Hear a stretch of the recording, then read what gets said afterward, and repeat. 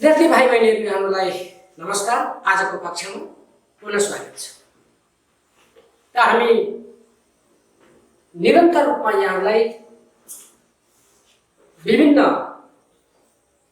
विषय वस्तुमा आधारित रहेर सिकाउने कोसिस गरिरहेका छौँ र यहाँले सिकिरहनु भएको छ। त आज अस्ति यहाँलाई अघिल्लो कक्षामा मैले जुन प्रश्न दिएको थिएँ, जुन प्रश्न यहाँ मैले लेखिसकेको छु अहिले, र यहाँलाई यो खण्ड पनि मैले अस्ति दिइसकेको थिएँ योभन्दा अगाडिको कक्षामा, त्यो पनि मैले यहाँ पहिले नै लेखेर राखिसकेको छु। यहाँसम्म हामी अस्ति पुगिसकेका थियौँ। त अब तपाईँहरूलाई मैले पुनः यो विषयमा किन जोड्न चाहेँ भने तपाईँलाई मैले अघिल्लो कक्षामा के भनेको थिएँ भने यो आधारमा रहेर मैले सिकाएको आधारमा यो प्रश्नको उत्तर लेखेर लिएर आउनुहोला। मैले पनि त्यसपछि मैले पनि यसको बारेमा केही बताउने छु अर्को कक्षामा। त्यो कक्षामा मैले भनेका कुरा र तपाईले लेखेका कुरामा कतिको तात्विक अन्तर आयो, भिन्नता आयो, त्यो मूल्याङ्कन गर्नुहोला। त्यस आधारमा तपाईहरु अगाडि बढ्न सहज हुन्छ भने पनि त्यसैले त्यही कुरालाई मैले फेरि यहाँ ल्याएर समेटे, त्यही कुरालाई यहाँ ल्याएर राखेँ। त आज म अब यही विषयमा तपाईले लेखेको मैले देखेको छैन, मैले हेरेको छैन, तपाईले लेखेको कुरालाई आज मैले यहाँबाट बताउँछु। त्यो तपाईले दुईटालाई तुलना गरेर हेर्नुहोस् र उत्तर कसरी राम्रो हुन्छ त्यो राम्रो बनाउने कोसिस यहाँले गर्नु। मैले सबै उत्तर भनिदिन्छु भन्न खोजेको होइन। यो यसमा पहिलो अनुच्छेदमा के कस्ता कुराहरू प्रवेश गर्दा राम्रो हुन्छ, दोस्रोमा के कस्ता कुराहरू गर्दा राम्रो हुन्छ, एउटा दुईटा कुरा मात्रै म बताउँछु। त्यसमा तपाईले यसको विवरण व्याख्या कसरी गर्नुहुन्छ त्यो मैले अलिअलि बताइदिन्छु र अन्तिममा गइसकेपछि तपाईँ कसरी गर्नुहुन्छ त्यो देख्न सकिन्छ। अब यहाँ सरसर्ती हेर्दा त अनुच्छेद पनि 4 वटा बनायो भने देखियो, तर अनुच्छेद तपाईको यो बीचको खण्ड छ नि विवरण खण्ड, यो विवरण खण्डमा कहिलेकाहीँ के हुन्छ भने थोरै 2-3 लाइन लेख्ने बित्तिकै विषयवस्तु परिवर्तन भयो भने फेरि अनुच्छेद परिवर्तन गर्नुपर्ने हुन्छ। त्यसभन्दा यसको अनुच्छेद यति नै भन्नु खोजेको होइन, खण्ड 4 वटा हुनु पर्यो, तर अनुच्छेद कति हुन्छ त्यो बढी पनि हुन सक्छ। त्यो विषयमा मैले अहिले बोल्न पनि चाहे। त अब यहाँ मैले प्रश्नको उत्तर भन्छु यहाँलाई। सुन्दर र सम्पन्न लङ्काको राजकाज छोडेर किन राम अयोध्या फर्किए कथाको आधारमा विवेचना गर्नुहोस्। त पहिला मैले प्रश्नको परिचय खण्डमा प्रवेश गर्ने भनेको थिएँ। यो परिचय खण्डमा म यहाँलाई प्रवेश गराउँछु। जन्मभूमि कथा पौराणिक कथा, यो कथा रामायण अन्तर्गतको रामचन्द्रले रावणको अन्त्य गरेर जब लङ्कामाथि विजय प्राप्त गर्दछन्, त्यो विजय प्राप्त गरिसके पछाडि लङ्कामा रामतर्फका फौजहरूको अवस्था, त्यसपछि शत्रु पक्ष यानि कि रावण पक्षका फौजहरूको अन्त्य र त्यहाँको नरसंहार, त्यसमा पनि रावणकै आफ्नै सहोदर भाइ विभीषण आफ्नै दाजुको पक्षमा नलागेर विपक्षमा लागेर युद्ध गर्नु र त्यसबाट विजय प्राप्त गर्नु पश्चातको घटनालाई समावेश गरेर लेखिएको कथा हो। त यो कथामा अब राजा को हुने र लङ्काको राजा हुन योग्य को हो भन्ने विषयमा पनि चर्चा गरिएको छ भने जन्मभूमिको महत्त्वलाई पनि देखाउने कोसिस गरिएको छ। तपाईँ परिचयमा जान सक्नुहुन्छ, विषय प्रवेशमा जानु। लङ्का विजय पश्चात लक्ष्मण र विभीषणको बीचमा संवाद हुन्छ। रातभरि नसुतेर छटपटाइरहेका दुई व्यक्तिको बीचको संवादमा अब लङ्काको राजा को हुने भन्ने विषयमा कुराकानी उनीहरू दुईमा गर्दा विभीषण आफू हुन योग्य नभएको र यो राज्यको राजा अब सबैभन्दा उचित व्यक्ति भनेको राम नै हो, राम हुँदा ठिक हुन्छ भन्ने कुरालाई प्रस्तुत गर्न चाहेको विषयवस्तु यहाँ देखाइएको छ। अब व्याख्यामा जानुहोस्। लङ्कामाथि रामले विजय प्राप्त गरिसकेपछि अब लङ्काको राजा को हुने विषयमा चर्चा चलिरहेको हुन्छ। लक्ष्मण र विभीषण रातभरि सुतेका हुँदैनन्। विभीषण छटपटाइरहेका हुन्छन् भने लक्ष्मणलाई पनि निद्रा परिरहेको हुँदैन। उनीहरूको बिचमा एक आपसमा नबोले पनि उनीहरू दुवैजना ननिदाएको कुरा स्पष्ट झल्किएको हुन्छ र बिहान पख उठेर नित्य कर्म गरिसकेपछि उनीहरू दुईजना सुतेको ठाउँभन्दा अलिकति पर गरेर रुखको मुनि गएर बसेर छलफल गरेका हुन्छन् कि अब लङ्काको राजा को हुने, लङ्काको राजा राम नै हुनुपर्दछ। किनभने जसले युद्धमा जुन भूमिको माथि विजय प्राप्त गर्दछ, जसले युद्धमा जुन भूमिमाथि विजय प्राप्त गर्दछ त्यो व्यक्ति त्यहाँको शासक हुन योग्य हुन्छ, त्यो व्यक्ति त्यहाँको शासक हुन लायक हुन्छ। यस अर्थमा त्यहाँको शासन चलाउन, त्यहाँको शासन सत्ता चलाउनको निम्ति, राजकाज गर्नको निम्ति रामको नेतृत्वमा गएको फौजले लङ्कामाथि विजय प्राप्त गरेको थियो अथवा रावणको अन्त्य गरेको थियो। त्यसैले त्यहाँको राजा राजकाज चलाउन व्यक्ति अब को थियो त? राम थियो। तर उनी त्यहाँ राजा हुन चाहेनन्। को राम छन्। नचाहनुको पछाडि कारण के थियो भने भनिन्छ नि जननी जन्मभूमि छ स्वर्गादापि भनेपछि आफू जन्मिएको ठाउँ र जन्म दिने आमा स्वर्गभन्दा पनि महान हुन्छ, प्यारो हुन्छ। लङ्का सुन्दर छ, सारा चिज थियो, त्यहाँ नपाउने कुरा केही पनि थिएन। तर जन्मभूमिलाई रामले बिर्सन सकेनन्। किनभने बाबाको आज्ञा थियो र भरतलाई वचन दिएका थिए रामले कि म कुनै पनि हालतमा 14 वर्षको वनवास पूरा गरिसकेपछि म आउनेछु भाइ, तँ राज्य गरेर बस भनेर आफ्ना खराल भाइलाई टक्राएर हिँडेका मान्छे हुनुहुन्। त अब 14 वर्ष वनवास पूरा भइसकेपछि वचनको पक्का हुनु पर्यो।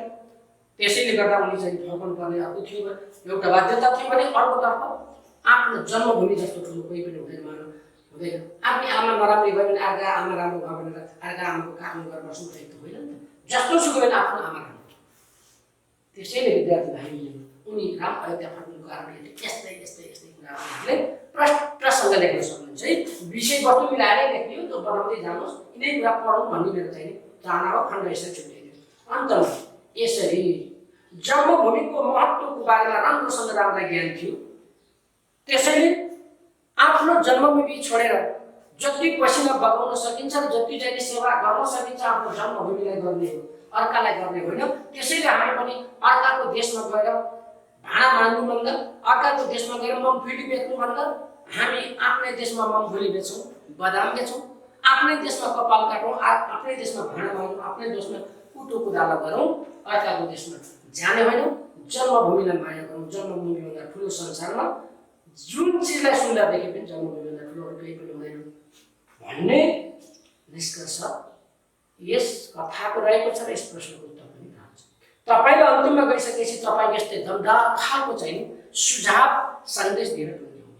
त विद्यार्थी भाइ बहिनीहरू, हिजोको कक्षामा तपाईँले यस्तै खालका विषयवस्तुमा हिजो त कक्षामा भनेका कुरालाई लिएर तपाईँले उत्तर लेख्नु भएको भएन। लेख्नु भएको छ भने यहाँलाई एकदम बधाई छ। लेख्नु भएको छैन, अब लेख्नुहोस् अथवा ठिक्क छ मिलाउने कोसिस गर्नुहोस्। त सबै कुरा जहाँ चाहिँ मिलेको त्यो मिलाउने काम यहाँको र यो प्रश्नको उत्तर यसरी मैले यहाँलाई प्रस्तुत गरेँ। अब यस पछाडि भने म सप्रसङ्ग व्याख्याको बारेमा थोरै चर्चा गर्छु। त यहाँ 2वटा प्रश्न दिएको छ, तीमध्ये कुनै एउटा प्रश्नको मात्रै मैले तपाईँहरूलाई जवाब दिन्छु, तर लेख्ने तरिका पनि सिकाउँछु। एकैछिन। सप्रसङ्ग व्याख्या। अब यो एउटा लेखन कलाको अत्यन्तै माझिएको क्षेत्र हुनुपर्छ। हेर्नुहोस्, सन्दर्भ, प्रसङ्ग र व्याख्या भनेर आएको छ। प्रसङ्ग सहित व्याख्या गर्नुहोस् भनेर।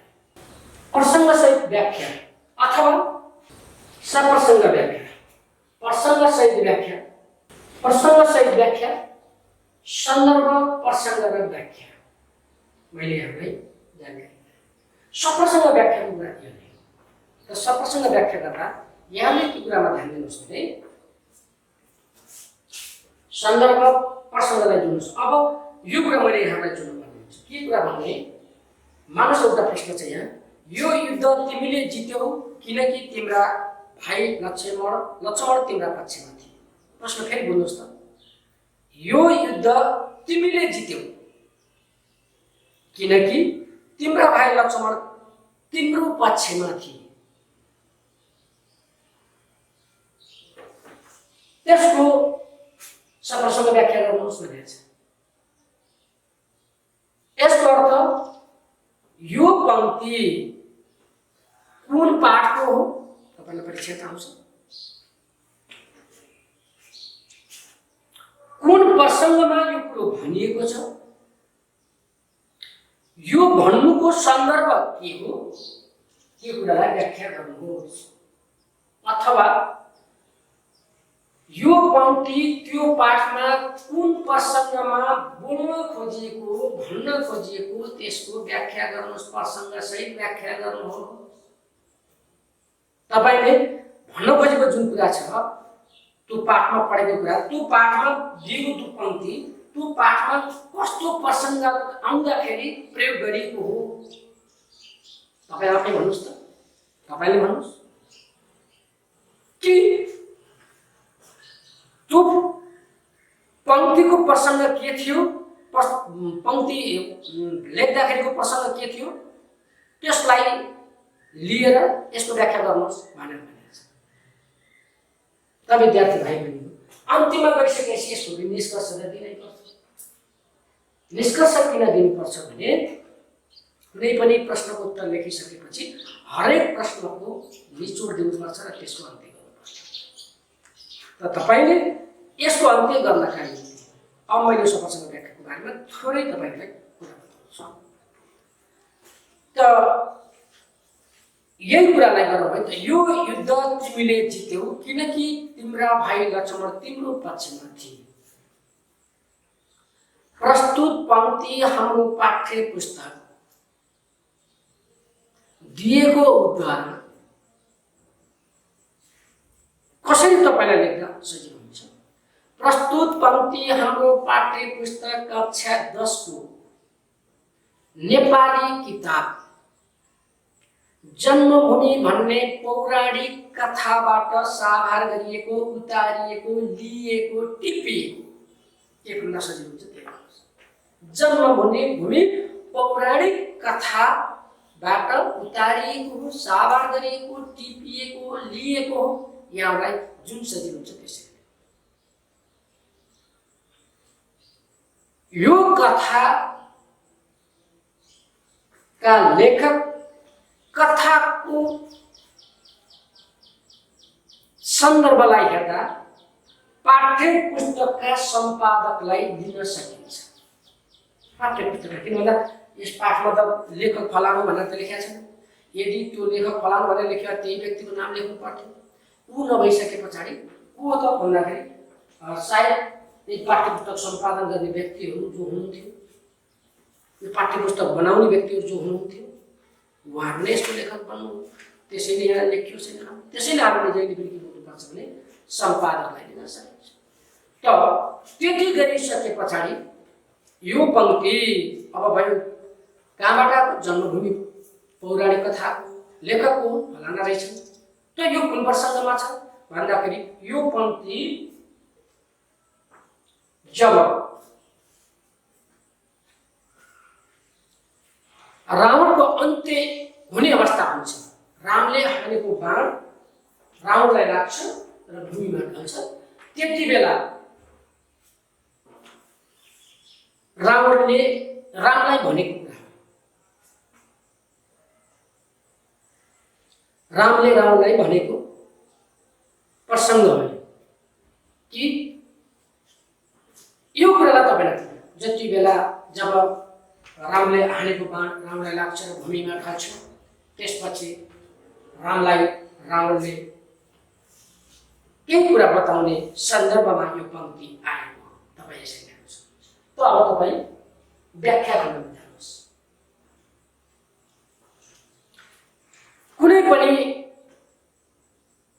कुरालाई जित्नको निम्ति प्राप्त गर्नको निम्ति कसैको सहयोग आवश्यक पर्छ नै।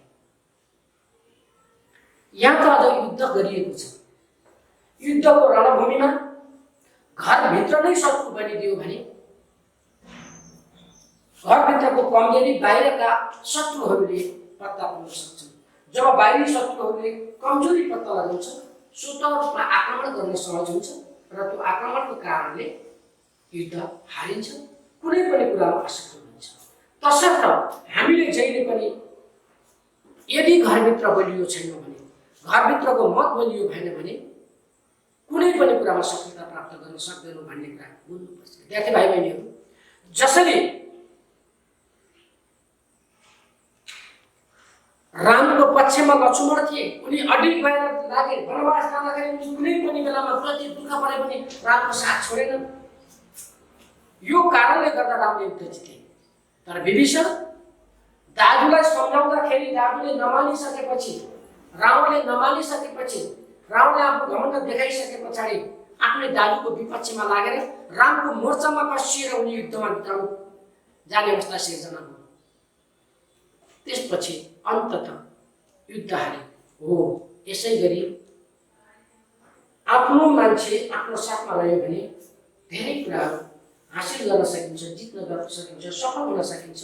तर आफ्ना मान्छेले नै आफ्नो साथ छोडिदिए भने सायद हातमा आइसकेको लिइसकेको चिज पनि घुम्न सक्छ, हातबाट फुत्न सक्छ भन्ने कुरा यस पङ्क्तिबाट पुष्टि गर्न सकिन्छ। यसरी हामीले यो विषयमा विवेचना उत्तर लेख्न सक्छौँ। त विद्यार्थी भाइ के अरे सप्रसङ्ग व्याख्या लेख्न सक्छौँ। त विद्यार्थी भाइ बहिनीहरू यहाँले के बुझ्नुहोस् भने मैले तपाईँलाई संक्षिप्तको बारेमा सामान्य जानकारी गराएँ, विवेचना प्रश्नको उत्तर लेख्दाखेरि त्यसको बारेमा पनि जानकारी गराएँ र सप्रसङ्ग व्याख्याको पनि हामीलाई जानकारी गराएँ। अहिले मैले तपाईँको पाठको मैले अभ्यासहरू सबै हेर्दै गइरहेको छु। यसपछि अर्को प्रश्न तपाईँको यहाँ व्याख्या सप्रसङ्ग व्याख्यामा छ। मेरो विचारमा जननी र जन्मभूमि स्वर्गभन्दा पनि महान छन्। रामले बोलेको कुरा हो। त त्यसलाई पनि प्रसङ्गसहित यो विषयवस्तुबाट बाहिर नगइकन अथवा यो चाहिँ जुन लेखिएको कुरा छ योभन्दा बाहिर नगइकन यहाँ उत्तर दिन सक्नुहुन्छ। कुन पाठबाट लिएको हो, कुन पाठ कस्तो हो यो लेख्नु पर्यो, यो कसले भनेको र कुन सन्दर्भमा भनेको त्यो कुरा लेख्नु पर्यो र त्यसको व्याख्या किन भनिएको, के कारणले भनिएको त्यसको व्याख्या गर्नु पर्यो र तपाईँले ती कुराहरू लेख्नुको पछाडि कारण के छ त्यसको अन्तिममा निचोड तर्क दिनु पर्यो। त्यसरी नै यहाँ यसको बारेमा पनि सप्रसङ्ग व्याख्या लेख्नुहोला। त अब मैले यहाँलाई सृजनात्मक पक्षमा थोरै कुरा बताउँछु। आजको कक्षा म लगभग पछाडि जान्छु। सृजनात्मक अभ्यास त तपाईँले आफ्नै तरिकाबाट लेख्न सक्ने, सृजना गर्न सक्ने अभ्यासलाई सृजनात्मक अभ्यास भनिन्छ। कुरा भन्नुहोस् है, तपाईँले आफैले लेख्न सक्ने अभ्यास, बनाउने अभ्यास। तपाईँको सृजनात्मक अभ्यासमा एउटा कथा दिएको छ, छोटा बुँदाहरू समेटेर छोटो कथा लेख्नुहोस् भनेको छ। त परीक्षामा पनि तपाईँलाई केही बुँदाहरू दिन्छ र तपाईँले त्यसको बारेमा लेख्नुहुन्छ। त पहिला सृजनात्मक प्रश्नको उत्तर लेख्दा कसरी के कुरामा ध्यान दिनुपर्छ, कसरी लेख्न सकिन्छ यो विषयमा तपाईँहरूलाई जानकारी गराउँछु।